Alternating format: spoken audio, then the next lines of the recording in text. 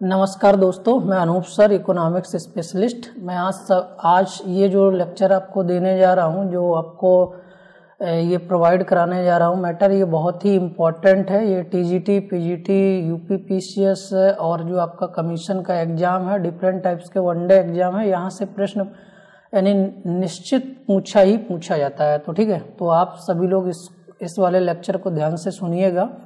और ये जो डिफरेंट टाइप्स की हमने कमेटी और इट्स रिलेटेड टू फील्ड यानी कि इनसे संबंधित जो क्षेत्र हैं उसके बारे में यहाँ पर एक डिस्क्रिप्शन दिया हुआ है। तो जितनी इम्पोर्टेंट कमेटियाँ गठित हुई हैं लेटेस्ट अभी तक की, वो हमने यहाँ पर एक जगह मेंशन की है। तो आप सभी लोग इसको कॉपी में नोट कर लीजिएगा और एग्जाम के पहले इसको एक बार रिवाइज जरूर कीजिएगा। यहाँ से क्वेश्चन यानी कि आपको मिलेगा ही मिलेगा। ठीक है, तो देखिए अभी जो क्वेश्चन यानी कि जो मिले हुए हैं उनको हम हाईलाइट अभी चर्चा कर देते हैं। देखिए पहला जो हमने कमेटी यानी लिखा हुआ है वो सरकारिया कमेटी है, केंद्र और राज्य से संबंध है इसका, और ये केंद्र राज्य से संबंधित कमेटी है। ये अभी हाल के जो पीसीएस का जे का पेपर हुआ उसमें पूछा गया था।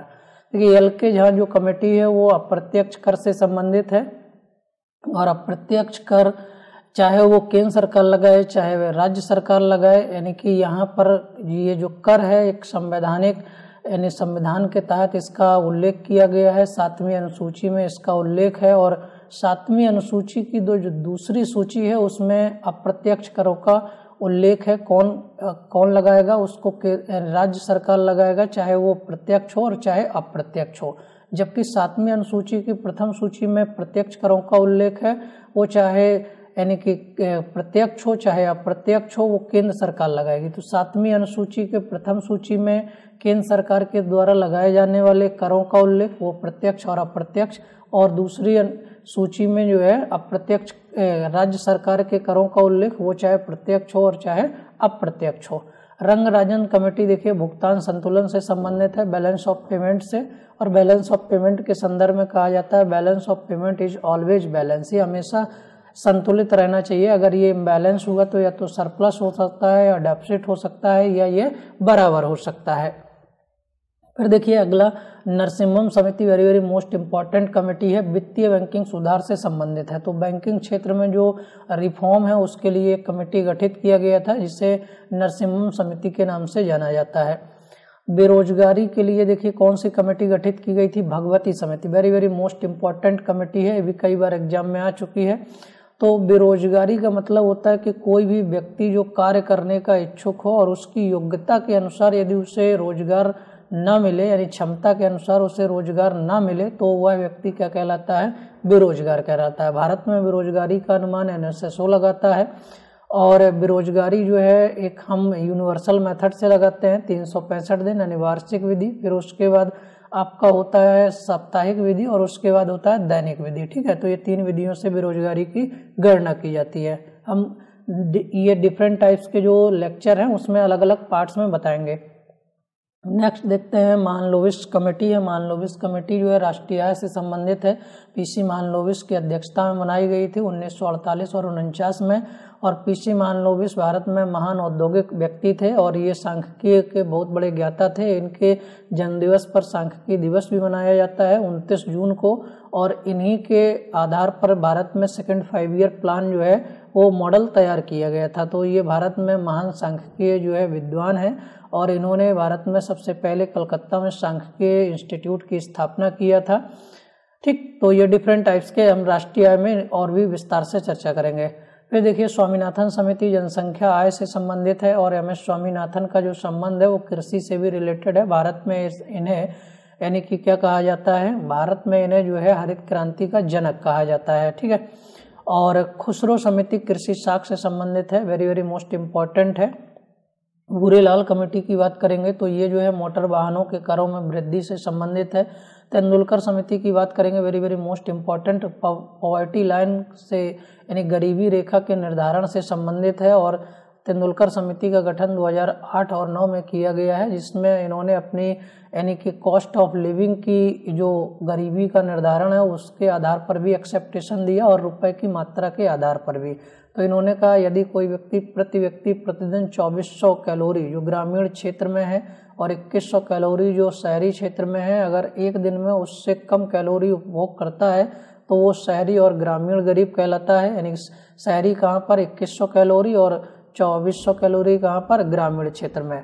और रुपए की मात्रा 27 रुपये से यदि कोई व्यक्ति कम एक दिन में प्राप्त करता है और शहरी क्षेत्र में 33 रुपये से कम, तो वो क्या कहलाता है, गरीब कहलाता है। ठीक, फिर गरीबी रेखा से और भी कई लोग संबंधित हैं, जैसे रथ एवं दांडेकर का नाम सुनेंगे आप, इसके साथ ही आप यानी कि लकड़वाला का नाम सुनेंगे। और अमर्त कुमार सेन ने भी जो है गरीबी के लिए, गरीबी की तीव्रता को मापन करने के लिए हेडकाउंट मेथड दिया था। लॉरेंज वक्र, गिनी गुणांक, ये सब गरीबी से संबंधित है। ठीक है, तो भारत में गरीबी हटाओ नारा 5वीं पंचवर्षीय योजना और पूर्ण रूप से गरीबी को समाप्त करना 8वीं पंचवर्षीय योजना का मुख्य नारा था। ठीक है, उद्देश्य था। केलकर कमेटी पिछड़ी जातियों से संबंधित है। कोठारी समिति वेरी वेरी मोस्ट इम्पॉर्टेंट है, ये शिक्षा से संबंधित है। फिर इसके बाद आप देखिएगा, कोठारी समिति के बाद सच्चर समिति मुस्लिमों की सामाजिक, आर्थिक और शैक्षिक स्थिति से संबंधित है। ज्ञान प्रकाश समिति very very most important committee है, चीनी घोटाले से संबंधित है। हजारी कमेटी औद्योगिक नीति से संबंधित है, ये वेरी वेरी मोस्ट इम्पॉर्टेंट है। और यानी औद्योगिक नीति भारत में सबसे पहले 6 अप्रैल 1948 को लागू किया गया, जिसे फर्स्ट इंडस्ट्रियल पॉलिसी कहा गया। उसके बाद इस पॉलिसी में रिफॉर्म किया गया 1956 में। और नए आर्थिक सुधारों की नीति के रूप में आप जानेंगे 1991 की नीति, जिसे पीवी नरसिम्हा राव के प्रधानमंत्री के शासनकाल में मनमोहन सिंह ने दिया। ठीक है, और मनमोहन सिंह को उदारीकरण का अग्रदूत कहा गया। मनमोहन सिंह ने उदारीकरण, वैश्वीकरण और निजीकरण के मॉडल को दिया। तो यानी जो औद्योगिक नीति है 1991 की, वो आर्थिक सुधारों की, नए आर्थिक सुधारों की नीति के नाम से जानी जाती है। उसमें लाइसेंसिंग प्रणाली को डेमोलाइज किया गया था। ठीक, तो ये इंपॉर्टेंट पॉइंट्स हैं। बकाया इंडस्ट्रियल जब सेक्शन स्टार्ट करेंगे तो आपको और भी बताएंगे। फिर देखेंगे के वेणुगोपाल समिति वेरी वेरी मोस्ट इम्पॉर्टेंट, सार्वजनिक वितरण प्रणाली से संबंधित है। और भारत में पीडीएस सिस्टम को 1950 में स्टार्ट किया गया, जिसके तहत 4 प्रकार के खाद्यान्न पदार्थों के वितरण की बात की गई, जिसमें गेहूँ, चीनी, चावल और केरोसिन तेल। ठीक है, तो ये जो है एफसीआई का भारत में मुख्य लक्ष्य है कि फूड सिक्योरिटी उपलब्ध कराई जाए, और एफसीआई पीडीएस के माध्यम से गांव तक ये सुविधा उपलब्ध कराता है। फिर देखते हैं वांचू समिति वेरी वेरी मोस्ट इम्पॉर्टेंट, प्रत्यक्ष कर से रिलेटेड है। और प्रत्यक्ष करों का उल्लेख चाहे वो केंद्र हो चाहे राज्य हो, 7वीं अनुसूची में उल्लेख किया गया है।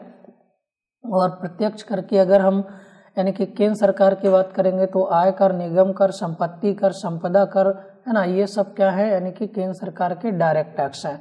और उसके बाद राज्य सरकार के प्रत्यक्ष कर की बात करेंगे तो कृषि जोत पर कर जो कृषि कर है वह है, होटल एवं रेस्टोरेंट पर कर है, टोल टैक्स है, ये सब यानी क्या है, राज्य सरकार के हैं। फिर हम आगे विशेष तौर पर टैक्स के बारे में आगे चर्चा करेंगे। और टैक्स के संदर्भ में आप देख रहे हैं जीएसटी लागू हो गया है, तो भारत में जीएसटी अप्रत्यक्ष प्रकार का कर है। संविधान में 101वां संविधान संशोधन के तहत लागू किया गया है। और संविधान में 122वां संविधान संशोधन हुआ। भारत 161वां देश बना जिसने जीएसटी लागू किया। यह प्रत्यक्ष प्रकार का कर है। इसमें 17 कर मर्ज किए गए हैं, एक राष्ट्र एक कर और एक बाजार की विचारधारा दी गई है। ठीक है, फिर आगे विशेष तौर पर यानी कि हम लोग टैक्स में चर्चा करेंगे। जीएसटी दिवस 1 जुलाई को मनाया जाता है। भारत में जीएसटी 1 जुलाई 2017 को लागू किया गया। आगे देखेंगे D Subbarao committee very very most important, मौद्रिक नीति की तकनीकी सलाह से संबंधित है। गोस्वामी या तिवारी समिति वेरी वेरी मोस्ट इम्पॉर्टेंट, औद्योगिक रुग्णता से संबंधित है। इंडस्ट्रियल सेक्नेस, इंडस्ट्रियल सेक्नेस क्या होता है, जब औद्योगिक इकाइयाँ जो है एक बीमार स्थिति में होती है, मतलब वो चलने में सुचारू रूप से सक्षम नहीं होती है, तो उसे कहा जाता है इंडस्ट्रियल सिकनेस। जैसे कानपुर की अगर बात करें तो कानपुर में यानी उत्तर प्रदेश का जो कानपुर शहर है वो सबसे पॉल्यूटेड शहर हो गया है। एक तो टीबी के मरीज सबसे ज़्यादा वहाँ पर हो गए हैं और यानी कि वहाँ पर कई कंपनियाँ बंद पड़ी हुई हैं, तो ये कह सकते हैं इंडस्ट्रियल सिकनेस का शिकार है। एसएस तारापुरा समिति वेरी वेरी मोस्ट इम्पॉर्टेंट, पूंजी खाते की परिवर्तनशीलता से संबंधित है। तो पूंजी खाते की पूर्ण परिवर्तनशीलता भारत में 1994 में ये किया गया, टोटल कन्वर्टिबिलिटी रुपए की। और जो है इसमें ये बताया गया है कि मुद्रा जो है भारतीय मुद्रा विश्व के किसी भी मुद्रा में क्या हो सकती है, परिवर्तित हो सकती है। फिर आप देखेंगे राज्य समिति वेरी वेरी मोस्ट इम्पॉर्टेंट, कृषि जोत कर से संबंधित है। नंदुनजप्पा समिति रेलवे किराए भाड़े से संबंधित है, ठीक है। और रेलवे की बात करेंगे तो रेलवे के लिए जो है पहला रेलवे का बजट भारत में 1931 ईस्वी में अकवर्थ कमेटी गठित किया गया। 1924 में इसे अलग से पेश किया गया, जॉन मथाई ने पेश किया। स्वतंत्र भारत का जो बजट था रेलवे का वो सर आशफ अली ने पेश किया। और उसके बाद आप देखेंगे रेल बजट को पुनः आम बजट में 2000 यानी कि 17 और 18 के बजट में पुनः सम्मिलित कर लिया गया, ठीक। फिर आगे हम लोग बजट में पढ़ेंगे तो विशेष तौर पर चर्चा करेंगे। फिर आगे देखिए बागुल समिति बीमा क्षेत्र से संबंधित है, इसके रिफॉर्म के लिए।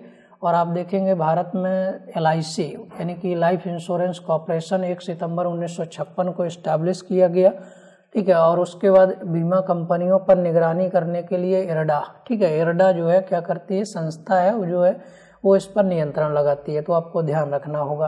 राकेश मोहन कमेटी आधारिक संरचना वित्तीयन से संबंधित है, इंफ्रास्ट्रक्चर डेवलपमेंट से संबंधित। चलैया कमेटी टैक्स रिफॉर्म से संबंधित है, very very most important committee है। कर के संदर्भ में देखिए क्या कहा गया था कि यानी कॉलवर्ट कहते हैं कि बतख को इस प्रकार नोचो कि वह कम से कम विरोध के साथ चिल्लाए, ठीक है। आगे आप देखेंगे दत्त समिति औद्योगिक लाइसेंसिंग से संबंधित है, यानी भारत में लाइसेंसिंग प्रणाली को कमजोर किया गया 1991 के पश्चात। और 5 प्रकार के उद्योगों को लाइसेंस की बात किया गया, जो कि पहले 18 प्रकार के उद्योग थे। फिर आगे देखिएगा MB Shah committee very very most important काले धन से संबंधित है, यानी वह है धन जिस पर लोग टैक्स नहीं देते हैं, ब्लैक मनी कहलाता है। सर्वाधिक ब्लैक मनी महाराष्ट्र में लगा हुआ है, फिल्म इंडस्ट्री क्षेत्र में। इसके लिए वॉलंटरी डिस्क्लोजर इनकम स्कीम 2006 में मनमोहन सिंह ने चलाई, लेकिन इस लोगों ने खुलासा नहीं किया। फिर बाद में जो है मोदी जी ने क्या कर दिया, विमुद्रीकरण ही कर दिया, यानी कि डिमोनेटाइजेशन कर दिया। कब किया, 8 नवंबर 2016 को। और 500 और 1000 के जो लीगल टेंडर ऑफ मनी थे उसको इनलीगल टेंडर ऑफ मनी घोषित कर दिया। अब उसके बाद कहा अब रखो, कितना पैसा रखोगे अपने पास। लोगों ने क्या किया, टैक्स को फिर भरना स्टार्ट किया, तो GST लागू किया गया। और देखिए इस बार के बजट में सबसे ज़्यादा पैसा GST से आया है, यानी इनकम। रतन बाटला समिति very very most important digital भुगतान से संबंधित है, उसको प्रोत्साहन करने से, क्योंकि अब हम लोग कैशलेस इकोनॉमी की तरफ चल रहे हैं, तो ज़्यादातर पेमेंट या तो ऑनलाइन ट्रांजैक्शन से, भीम ऐप से, पेटीएम से या डिफरेंट टाइप्स के कार्ड से। तो आपने देखा होगा भीम ऐप्स को जो है मोदी जी ने लागू किया है, यानी हमारे जो प्रधानमंत्री हैं। कब लागू किया गया, ये जो है 30 नवंबर को लागू किया गया, 30 दिसंबर को लागू किया गया वर्ष 2000, कब, यानी कि 16 को। इसका नाम क्या रखा गया, भारत इंटरफेस फॉर मनी। और ये तालकोटरा स्टेडियम से लागू किया गया नई दिल्ली से। जिस दिन लागू किया गया उसी दिन 2.1 करोड़ लोगों ने इसको डाउनलोड कर लिया, ठीक। तो हम लोग भी कैशलेस की तरफ बढ़ रहे हैं। और पहला जो है कैशलेस की अगर हम बात करेंगे, जो यानी कि राज्य है जिसने PDS सिस्टम को लागू किया, तो वो गुजरात हो गया। फिर और भी हम कैशलेस के बारे में अलग से चर्चा करेंगे, जब इंडियन इकोनॉमी की चर्चा करेंगे तो वहाँ स्टार्टिंग करेंगे। Shashi Kiran committee very very most important खाद्य सुरक्षा एवं उनके जो मानक हैं उसके प्राधिकरण से संबंधित है, ये ध्यान रखिएगा। ये नई कमेटियाँ हैं जो अभी गठित हुई हैं। श्रीधरन कमेटी मेट्रो रेल परियोजना से संबंधित है, वेरी वेरी मोस्ट इम्पॉर्टेंट है, ठीक है। जो मेट्रो रेल भारत में चलाई जा रही है उसके लिए, यानी कि ये जो है क्या है, कमेटी गठित की गई। और Baba Kalyani committee very very most important 6 जून 2018 को। ये विशेष आर्थिक क्षेत्र, तो यहाँ पर थोड़ा पॉइंट गलत है तो आप इसको सही कीजिएगा। स्पेशल इकोनॉमिक जोन की जो पॉलिसी है उसके यानी कि समीक्षा से संबंधित है, रिव्यू और सुझाव से। और आप जान ही रहे हैं पहला विशेष आर्थिक क्षेत्र जो है हमारे यहाँ कहाँ खोला गया, उत्तर प्रदेश में ग्रेटर नोएडा में, ठीक है। और यानी कि प्राइवेट कंपनी के द्वारा कांडला में खोला गया था special economic zone. YH Malegaon समिति very very most important committee है। ये जो घोटाले हो रहे हैं हमारे देश में, लगातार बैंकें जो है लोगों को ऋण दे रही हैं, फिर वसूल नहीं पा रही हैं और लोग भी लेकर के भाग जा रहे हैं। तो देखिए पंजाब नेशनल बैंक में एक बहुत बड़ा घोटाला हुआ है 11,400 करोड़ का, और ये नीरव मोदी ने किया है। और इसके लिए जो है अब ये कमेटी गठित हो गई कि ऐसी समस्याएं ना हो, क्योंकि अगर होगा तो बैंकों के NPA नॉन परफॉर्मेंस असेस्ट बढ़ेगा। और भारत में जान ही रहे हैं नॉन परफॉर्मेंस असेस्ट लगातार बढ़ता चला जा रहा है। वर्ल्ड का पहला कंट्री NPA क्रिएट करने वाला ग्रीस है, और भारत जो है 5वें पायदान पर पहुंच गया। 9% यहाँ पर एनपीए क्रिएट हो रहा है, मतलब लोग पैसा ले जाते हैं समय पर ब्याज सहित उसको वापस नहीं करते हैं और निकल लेते हैं विदेश, है ना। फिर बुलाने में समस्या होती है उनके। फिर देखिए एनके सिंह, ये वेरी वेरी मोस्ट इम्पॉर्टेंट हैं, ये वित्त आयोग के अध्यक्ष बनाए गए हैं, 15वें वित्त आयोग के अध्यक्ष हैं और इन्होंने वित्तीय मुद्दों पर आयोग को सलाह देने के लिए एक कमेटी गठित किया गया और इनका सुझाव 2020 से 2025 तक के लिए लागू होगा, ठीक। और ये जो है इम्पॉर्टेंट है और इन्होंने रिकमेंडेशन किया था कि जो कर है उससे 42% तक का जो है क्या हो सकता है, यानी कि जो इनकम है उसका डिस्ट्रीब्यूशन हो सकता है, ठीक है। तो ये सारे जो है डिफरेंट टाइप्स की कमेटियां हैं, वेरी वेरी मोस्ट इम्पॉर्टेंट है। ये आप सभी लोग जो है इसको याद कर लीजिएगा, परीक्षा में निश्चित रूप से यहाँ से प्रश्न आपको मिलेगा और जो नई कमेटी गठित होगी आप अपडेट कर लीजिएगा। हमने अभी तक का इम्पोर्टेंट दे दिया है। तो ओके, थैंक यू दोस्त, मिलते हैं न्यू जो है पीपीटी के साथ और न्यू जो है लेक्चर के साथ। तो आप इसको शेयर करना ना भूलें और प्लीज़ आप इसको वॉच किया कीजिए। आप जो है डाउनलोड करके तुरंत देख लेते हैं, आप थोड़ा सा अगर वॉच करेंगे तो हमारा वॉचिंग आवर्स बढ़ेगा, ठीक है। तो आप कोऑपरेट करें, हम आपको इसी तरह से मैटर उपलब्ध कराते रहेंगे जो कि आपके परीक्षा के लिए उपयोगी होगा। Okay, thank you.